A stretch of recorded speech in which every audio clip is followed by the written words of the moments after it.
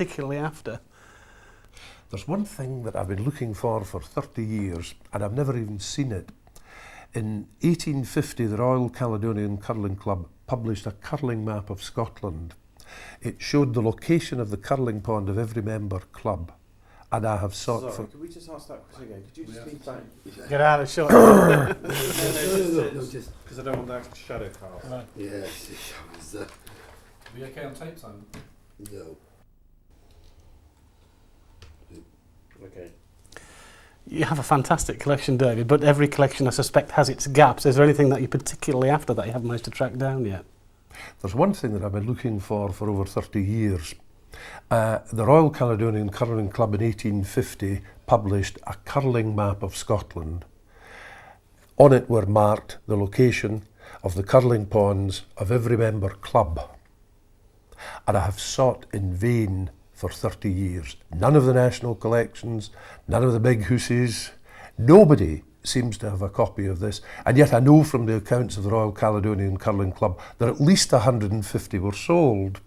And I would dearly love to see, if I couldn't own, the curling map of Scotland. You never know your luck. Okay. Cut there. Ready? Yep. Okay, and off you go, Ken. Well, here we are, a close-up view of some of the handles in your collection, David. Now, this looks a very crude affair. Yes, I'm showing this one because it's just an example of the sort of thing that the local blacksmith knocked up all over the country, I'm sure. But the rest of them are quite elaborate. What about this one here? Well, that wasn't the one, was it? Was that one there? Go on then, just pick it up and hand it over. Right, okay. What about that one there? Yes, this is a rather nice design. It's a heavy handle. It weighs about £3. It's a nice example of the brass founder's art, I think. And there were brass founders all over the country who could run up things like that. And that's inlaid with wood, is it? It is. And what about the jeweller then? This fine example here. This was a prize pair of handles that were won by a minister actually in 1872, and you can see that the surface of the plate here and the gooseneck of the handle are smothered in engravings of thistle, the Scottish emblem again to emphasise the Scottishness of the game. But it shows that the jeweller was beginning to take an interest because these are brass silver plated. Can we do that one again and just, can you get it tighter? Okay, just talk about it again. Yeah, that's a beltingly good one. This is a prize handle. It was won by a minister in 1872, and you can see from the you can see that it's highly decorated with thistles on the plate and on the gooseneck of the handle. It's brass silver plated, and again it shows the. It shows that the jewellers were beginning to take an interest in this sort of thing. Good stuff, okay. And the modern? What about the modern equivalent to all this then? Well, this is the modern equivalent, and those of you who've seen the game on the Olympics will recognise these handles because it was handles very much like that were used. They're all of one colour, 8 stones with red handles, let us say 8 stones with yellow, so that you can see from the distance how the stones are lying at the other end. Just drop it down for me. That's it. Okay, thank you. That's right.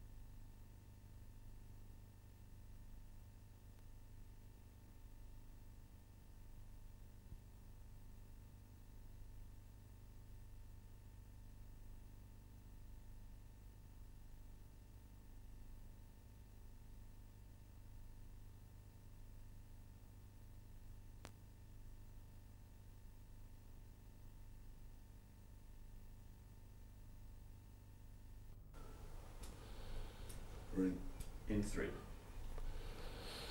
Is this what the well-dressed curler would have been wearing once upon a time?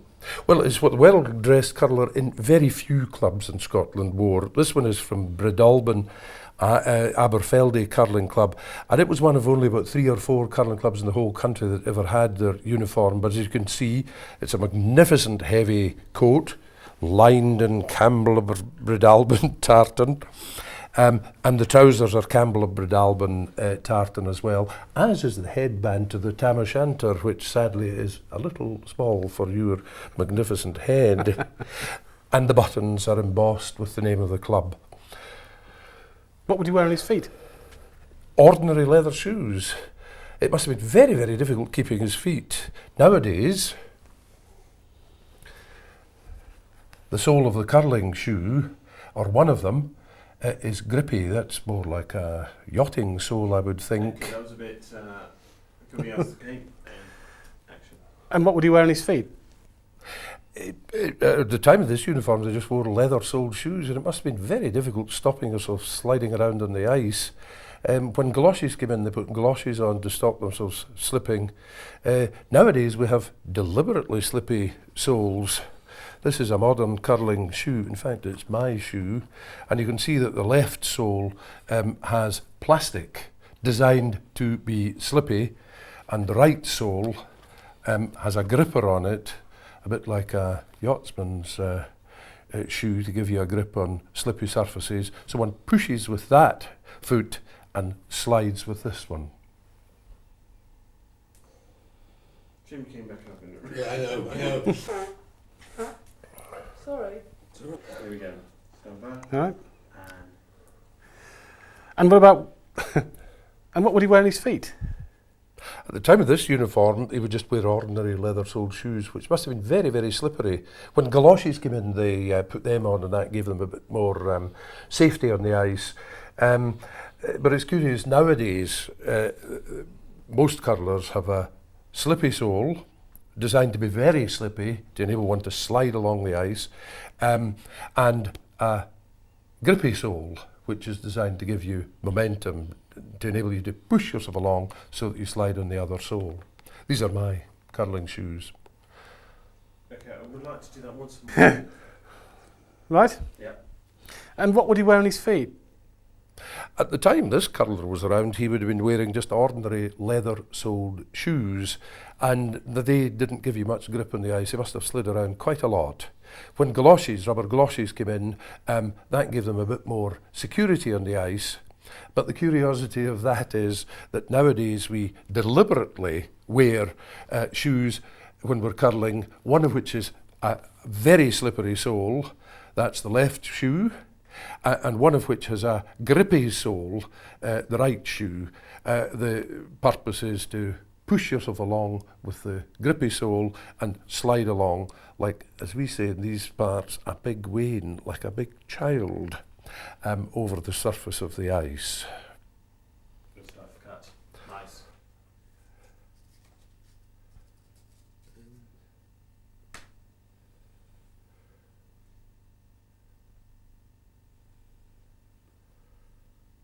Yeah, can we do it? Yeah, can you open it up? Could you then zoom into the Yeah, top? this is going to do 3. Leave it open. And close.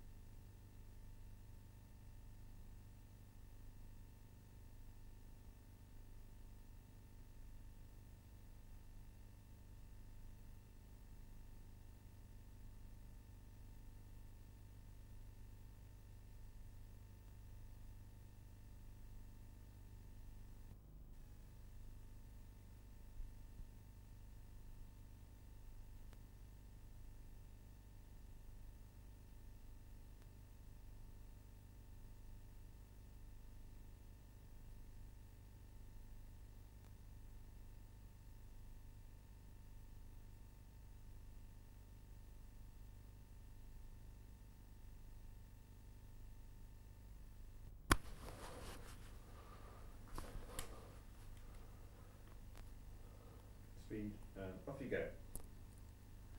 The thunder of the captain's keen, the shouting of the players tense. Soup for your life! Soup clean! Soup clean! The bold attack, the skilled defence, the breathless pause, the fun immense. And like a double bass to frame an orchestra's magnificence, the roar of Scotland's darling game. Like brule of lion-throated seas, like Peabroch's far resounding drone, like sough of rocking forest trees, or like the rising tempest's moan, like distant thunder's dreadful tone, salvos that far off gunners aim, the rumble of the Channel stone, the roar of Scotland's darling game.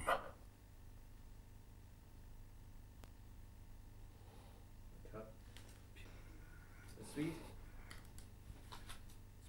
Okay, Scottish version now.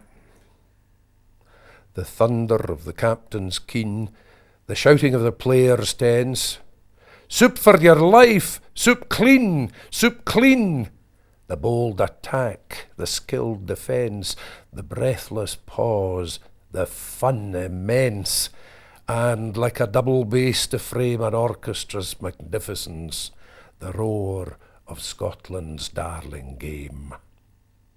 Like brule of lion-throated seas, like Peabroch's far resounding drone, like sough of rocking forest trees, or like the rising tempest's moan, like distant thunder's dreadful tone, salvos that far off gunners aim, the rumble of the Channel stone, the roar of Scotland's darling game. Cut. Brilliant. Thank you. Is that better? Running.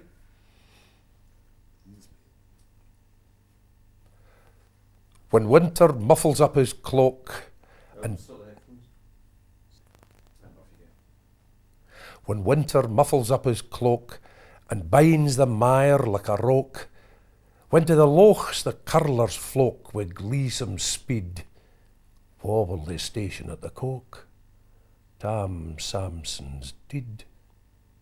He was the king of all the core, to draw or gaird or wick a boar, or up the rink like Jehu roar in time of need. But now he lags in death's hug score. Tam Samson's did.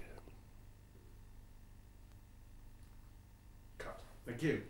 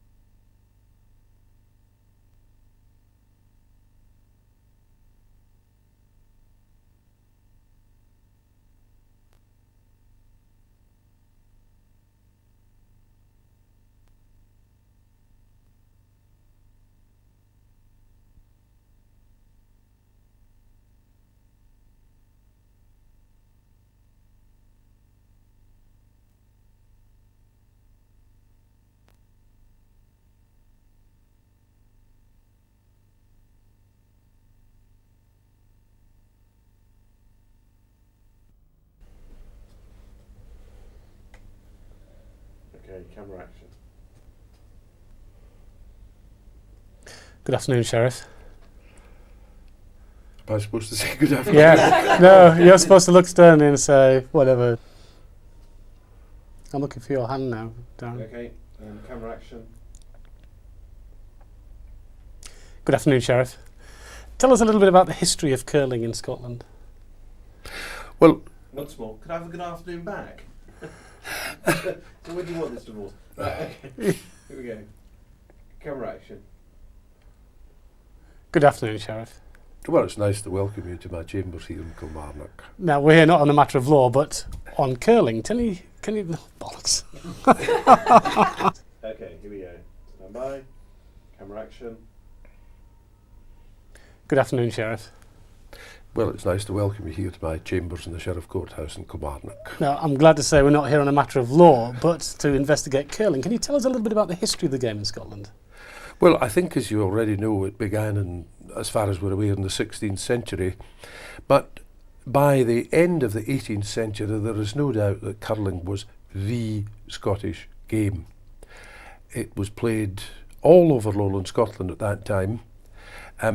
It was the one game that involved whole communities. I can't remember what the sociological word for it is, but everyone from top to bottom socially was involved in the game of curling. And so it went on throughout the 19th century until other games, Can I cut you there? Sorry. which she's just about to sneeze. Running. Okay, camera action. Good afternoon to you, Sheriff. It's very nice to be able to welcome you here to my chambers in the Sheriff Courthouse in Kilmarnock before we go on to my home. Now, fortunately, we're not here on a matter of law. We're here to find out a little bit more about curling. Can you tell us a bit about the game in Scotland? Well, as I think you already know, our first reference to the game of curling is in the early 16th century. But by the end of the 18th century and throughout the 19th century, there is no doubt that curling was the game in Scotland. It was a game played not only in every community, but by every community. Socially, from top to bottom, everyone was involved in curling, apart from the ladies, of course, until the beginning of this century. And from here, it's spread all over the country, all over the world? Well, Scottish emigrants took it with them to Canada, where it has really blossomed, to the colder bits of North America, and to the colder European bits. That was terrible. Last question again. Bits. Yes. Perhaps I've kind of sketched that in my... so we're saying... so played by everybody up and down the country. Yes. Kind of thing. Okay. But what about the game itself? I mean, did it originate in Scotland? Of that I have no doubt. There has always been an element in Scotland who have sought a foreign origin for everything which to others appears peculiarly Scottish. It doesn't take a genius to devise a simple game involving throwing stones along frozen water. We didn't really need people from the Low Countries to introduce it. From pictorial evidence of the 16th century, it appears that they played some game throwing lumps of wood along frozen water. But curling is a game that's played with big, heavy stones. Scotland is littered with big, heavy, old curling stones that have been discarded over the years, over the centuries, and there isn't a single such stone in the Low Countries. So I think there is no doubt that the game of curling, as we know it today, was Scottish in origin. And is it a game better played outside when the weather allows? Or is it all right to play it inside in artificial conditions? It's phenomenal fun playing it outside, and of course until the advent of artificial ice in ice rinks, which began amazingly early in 1877 in Rusholme in Manchester, but until the 20th century there weren't really ice rinks in Scotland. It was always played outdoors. One was then dependent on the chance of weather. The enthusiasm engendered by the game was absolutely phenomenal. Now, you've asked the question, was it better to play outdoors? They're really two different games. Outdoors, one is playing the natural game. One is subject to the vagaries of the ice because, contrary to common belief, ice doesn't freeze perfectly level. There is the problem of frozen bird excreta on the ice outdoors, for instance. Indoors, you can have a perfectly level sheet of ice, and you can always know that the ice will be there when you plan the game. Whereas in the past, what was it Bertram Smith said in his book Crashy How? He said, "The Scotsman's faith in a lasting frost is a triumph of hope over experience." And what about your own enthusiasm? Where did that come from? Well, I, contrary to a lot of curlers in Scotland, do not come of curling stock. I'm a first-generation curler. But I've always been a per-fervid Scot. I've always liked things Scottish. That's why I went into the law, because it was peculiarly Scottish. And I went to watch some curling once when I was a young man in the ice rink at Edinburgh. It was a wonderfully elegant, enthusiastic game, and I tried it almost immediately afterwards, and I was hooked. It's a game that involves skill, hand and eye coordination, strength. It is a game which throughout its history has been extraordinarily egalitarian. On the ice it doesn't matter who you are, you're all brother and now sister curlers. And it is a most sociable game. And here in your office, amongst all the legal journals, the legal papers, all the trappings of your job, you've got curling memorabilia all over the walls. Does it raise any eyebrows when people come in and have a look? It raises some interest, I think, and sadly it is necessary. This is the overflow of my curling collection from my house, where my beleaguered wife copes as best she can with dozens and dozens and dozens of curling stones and other memorabilia. You've got some interesting pictures on the walls here. Indeed. I like these ones particularly. They're modern, they're within the last 15 years by a young artist. Sorry, can we just do that once more? Could you just lean back for a second? Sorry, I thought you were going to do all this cutaways and things. Yeah. Sorry. I like these ones. You've got some really interesting things on the wall as well, haven't you? Yeah. I like these ones particularly. They're done by a young artist who comes from Denny in Stirlingshire. They're of indoor curling in Stirling Ice Rink. And although I've never seen her face, I really am attracted to that young lady there. What others? Yeah, we're going to mention the knitting. Yes. Just what you want me to just do that. Yeah. What about that one? That's quite interesting. That one is one of my pride and joys. Wait a minute, we'll need to start that one again. How do you say one of my pride and joys? Just rocking on your chair because it's a bit squeaky. Oh, yes. You could just perhaps start by saying that the large one up Yes. there, then, because then he does need a question from me.